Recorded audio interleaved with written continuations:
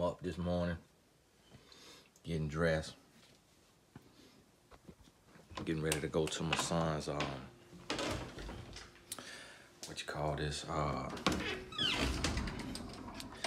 like a award ceremony. And the thing about this award ceremony, I'm gonna wear these here today. With them boys there. Ooh. Them Jordans. My son, you get awards for different levels. If you got straight A's, if you got A's and B's, you get an award. And my son got straight A's, and not only does he have straight A's, he has straight A's with no A minuses. So his lowest grade is a 97. And I'm so proud of him because, when you look at them, you might not assume, just being kids, that this kid is going to have 97s and above or no A minuses. I think you could go down to like a 94 point something. And it just means a lot to me because a lot of times we put people in a box. My son is of color, of course, and he goes to a predominantly white school. And growing up on that stage, he's typically the only person of color. He's also typically the only boy. So he's just kind of breaking barriers. And it's all to do with his mom and her study skills and what she's taught him. But then also just the stability of the home. The fact that there's peace in my wife's life, there's peace in his life, that he could study and he could work. Just peace, consistency. And so I just really, it makes me proud. I pat myself on the back. And I thank God for it. And I'm going. I ain't dressing all up. Bringing a little swag out the closet. Just because I just don't want anybody to put us in a box and think I'm one of them fathers that just so studious and, I don't have a college degree. And I just want people to understand, like, you don't have to come from a certain thing to produce, to raise greatness. Like, you can make a shift, you can make a change, and you can speak life into your child. Even though you might not be the smartest in the world, that doesn't mean you can't support and push your child to be a straight A student. And so, yes, he's going to learn book smarts, but I'm also teaching him entrepreneurship. He's going to learn that as well. So he's going to have all of it. And I'm just happy about that. I'm proud of it. So just showing y'all a little bit of the day in the life. Hey, I don't know if anybody vlogs with an iPhone, but I'm vlogging with the iPhone. And, the reason why is because I'm using YouTube just to get my message out. And what I want to create on YouTube is I want to have an archive of all of, just my videos, me answering questions, to where when I'm not able to do one-on-one coaching and I'm not able to, be accessible due to my schedule or the season that God has me in my life, I want to be able to send a person to my YouTube and for them to be able to watch a video on just about every topic that they can. And then with the vlog, there's a difference between me and these other YouTubers, So what it is on YouTube, a lot of times you will see people who started young, or people who maybe just, were working a job and they didn't like the job, and they said, hey, let me get on this YouTube thing so I can make me some money. YouTube never was really in my scope. I've had my accounts on YouTube since 2011. I just started using it really this year. I posted in the past, but I would post like once a month. And just because I was focused on Twitter, then I was focused on Facebook, then I was focused on Instagram. So now I'm just now circling back to YouTube to utilize YouTube. And YouTube also allows you, YouTube put ads on your videos. So they'll send you, some money for your content. And it just now dawning on me that I really like that about YouTube, because these other networks, they want all your content, but they worth billions of dollars, and you giving them all your content and you worth zero. But YouTube, they try to help you. They try to compensate you just like a television network. If you take your idea, your content to a TV network, they pay you per episode. So that's why I love YouTube. And I love the idea of vlogging, but I'm not a vlogger. I'm trying to save up some money so I can get me that iPhone, that 11, because maybe the camera might be better. But I'm not a vlogger. So holding the real camera and then putting it in Final Cut Pro or Movie Magic or iMovie and all of that, and editing and all the cuts and slices, all the music, that's not me. That's not me. Somebody else will have to do it for me, and then at that point it'll feel like a production, and I probably wouldn't want to do it. So y'all gotta forgive me on that, and just hopefully y'all will be okay with this real and raw, because I'm not about to be sitting at the computer 2 hours. I watched some videos from YouTube was teaching how they do what they do, and they say they take 2 to 4 hours for a video. I'm like, man, get out of here. What kind of time? So you work fully for YouTube. That's your only job with YouTube, which I get it if that's what you're doing, but I can't do that. No. I'm ghostwriting. I'm ghostwriting right now. So I ghostwrite books for other people, just people who may not feel comfortable with writing. Some people have deep stories, but they didn't graduate high school and they don't trust their penmanship, their grammar. And I'm country. You hear a country accent, but one thing I know how to do is write. That's why if you go to Amazon.com or BarnesandNoble.com, or you go in Barnes and Noble, you're gonna see my books on the shelves in Barnes and Noble, and you will see my books online. If you go to Amazon, I think I probably got over 15 titles on Amazon. And so one thing I can do and that I've always done is write. And I just love writing, because that's where I'm able to take the voices that I can hear that I can't necessarily speak. I can't speak the way I can write, because my tongue just don't roll that way or move that fast, because I am country. But when you're writing, you don't write with an accent. So it's just, the word is the word. And so you can read it in your tone, in your accent. And that's what I love about writing. But right now I'm headed to my son. This a typical day in my life as a professional life coach and an author.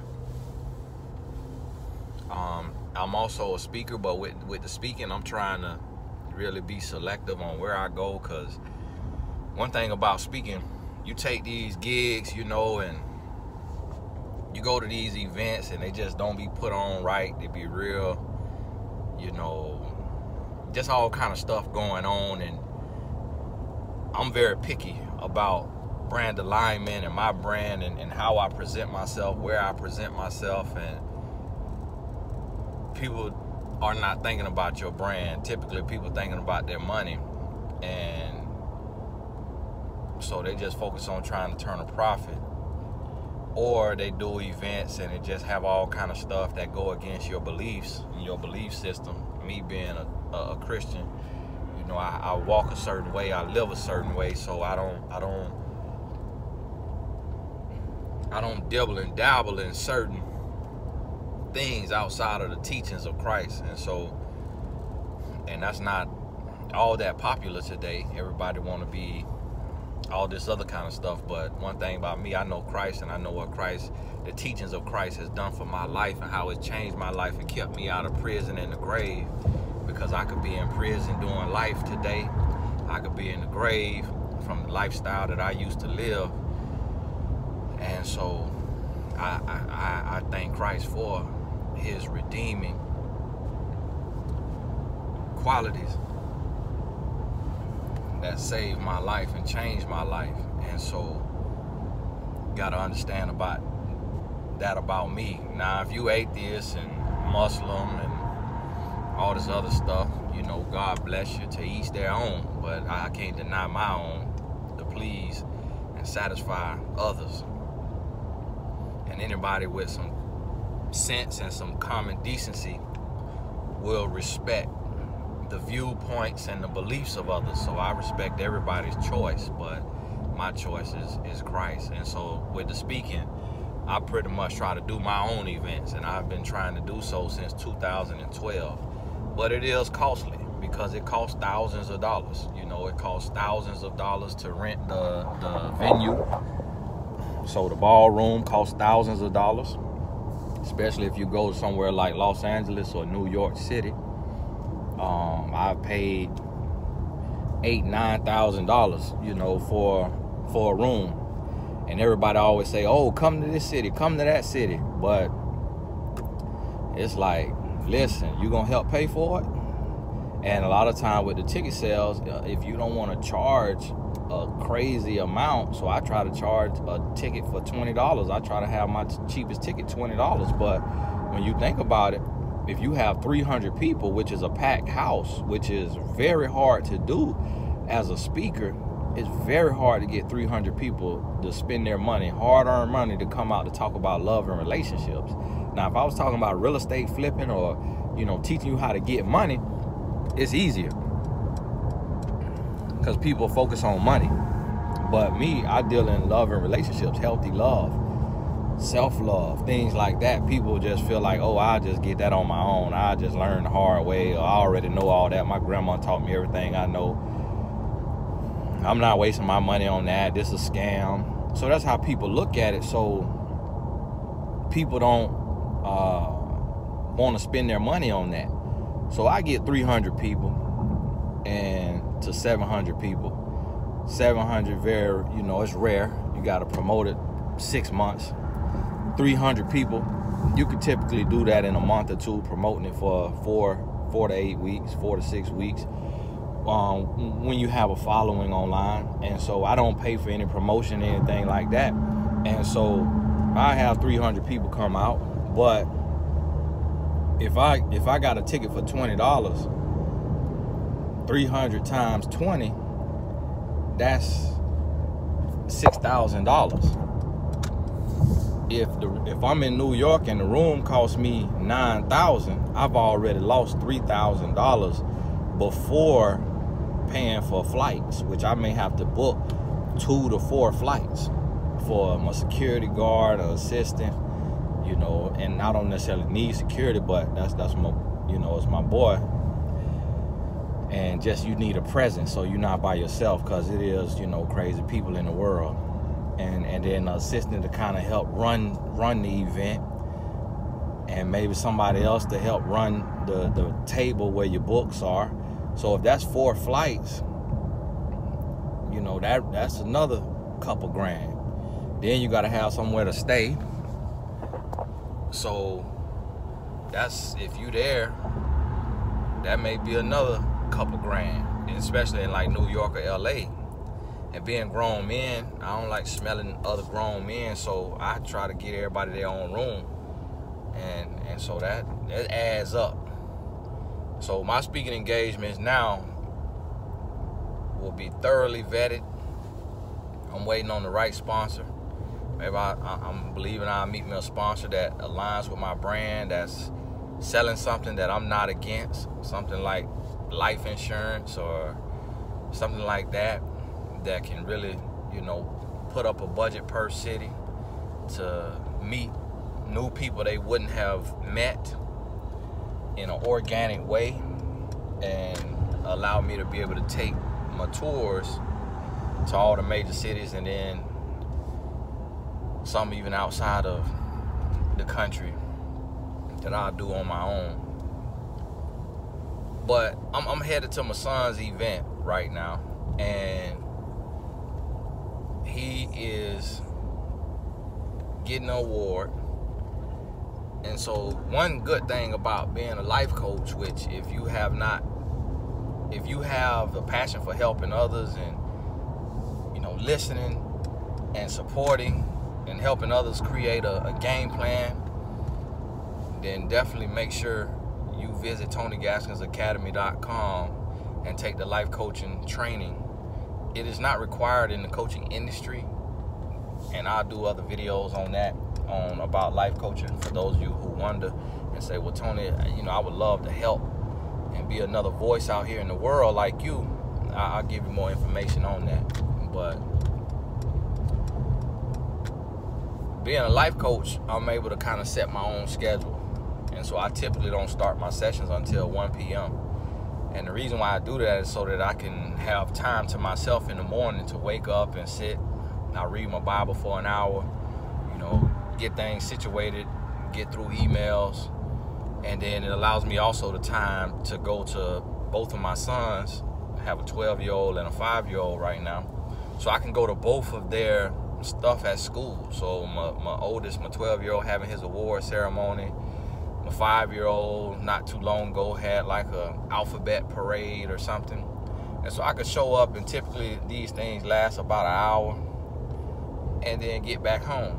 So today my first call with the literary agent is at 11:30.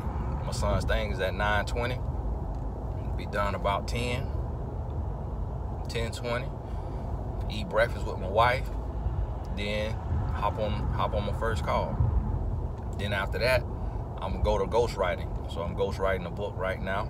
So I go to ghostwriting, and I try to block out my sessions right now while I'm ghostwriting. So yeah, you know, I'm clip and show y'all some of a day in the life. You can fast forward if you need to, but just so you see another walk of life with a professional life coach and what that's like, you know what your life is like, or maybe you see what my life is like, and just give you some more perspective and understanding of why does Tony post so many videos on YouTube, and how is he posting all these videos on YouTube, and maybe it'll help explain some things.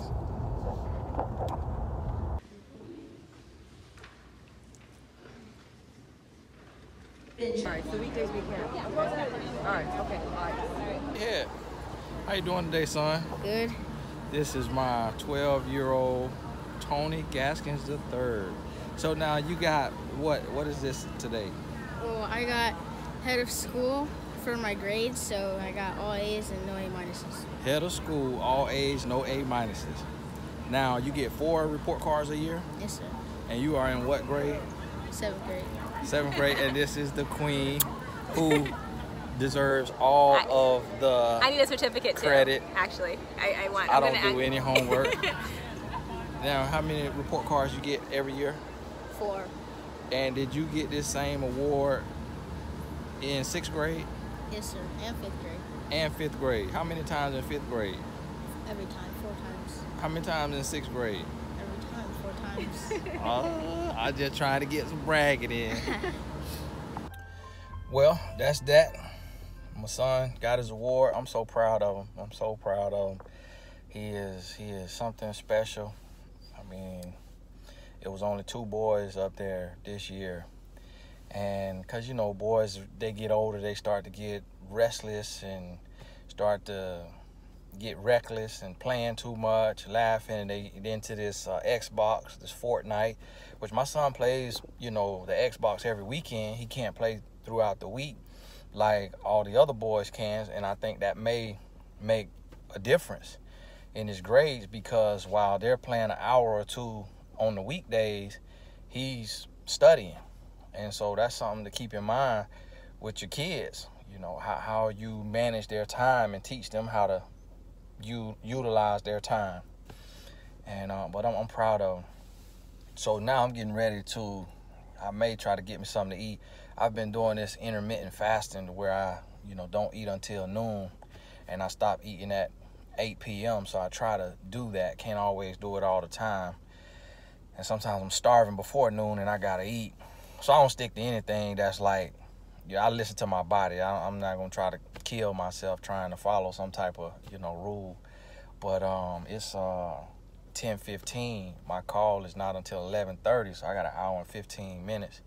And the call I'm having is with a literary agent, just talking about, working through the agreement to see if we can come to terms to have them represent me with my future books. With a literary agent, basically is the middleman between, or the middle woman between the author and the publishing house.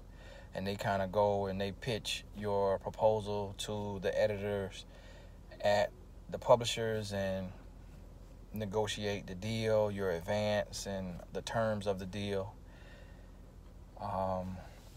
Some authors get in a position where they can represent themselves. I represented myself before on a traditional publishing deal with a publisher. I'd rather not, but you like to hope the agent can bring something to the table, and if they can't, then you can represent yourself. If you can get in touch with an editor at a major publisher, which is typically impossible to do unless you have an agent. But then once you get in there, or another author makes the connection for you to the editor at the publisher, then you're able to, if you feel you have the wherewithal and the knowledge, you can represent yourself. But I'm still exploring representation.